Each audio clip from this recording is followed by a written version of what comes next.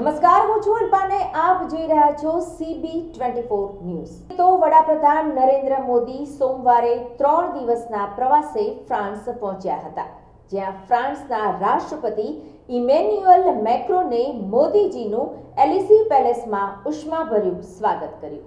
ડિનરમાં technology ક્ષેત્રના ઘણા CEO અને સમિટમાં આમંત્રિત અન્ય ઘણા મહાનુભાવોએ હાજરી આપી હતી।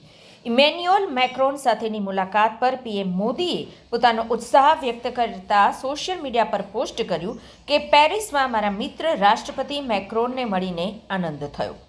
મેક્રોનના ડિનરમાં ઉપસ્થિત લોકોમાં US vice president JD Vance પણ સામેલ છે।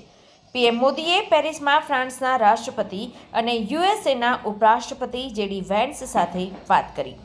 મંગળવારે વડાપ્રધાન મોદી રાષ્ટ્રપતિ મેક્રોન સાથે AI એક્શન સમિટની સહ અધ્યક્ષતા કરશે। ફ્રાન્સ જતા પહેલા પોતાના નિવેદનમાં PM મોદીએ કહ્યું હતું કે હું AI એક્શન સમિટની સહ અધ્યક્ષતા માટે આતુર છું, જે વિશ્વના નેતાઓ અને વૈશ્વિક ટેકનોલોજી CEOનું સંમેલન છે, જ્યાં અમે વ્યાપક જનકલ્યાણ માટે નવીનતા અને AI ટેકનોલોજી તરફના સહયોગી અભિગમ પર વિચારો શેર કરીશું।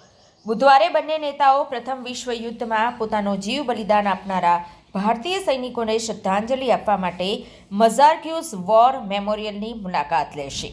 તેઓ માર્સેલીમાં ભારતના નવા કોન્સ્યુલેટ જનરલનું ઉદ્ઘાટન કરશે। PM મોદી અને મેક્રોન ઇન્ટરનેશનલ થર્મોન્યુક્લિયર એક્સપેરિમેન્ટલ રિએક્ટરના ઉચ્ચ વિજ્ઞાન પ્રોજેક્ટના સ્થળ કેડારાચેની મુલાકાત લેશે।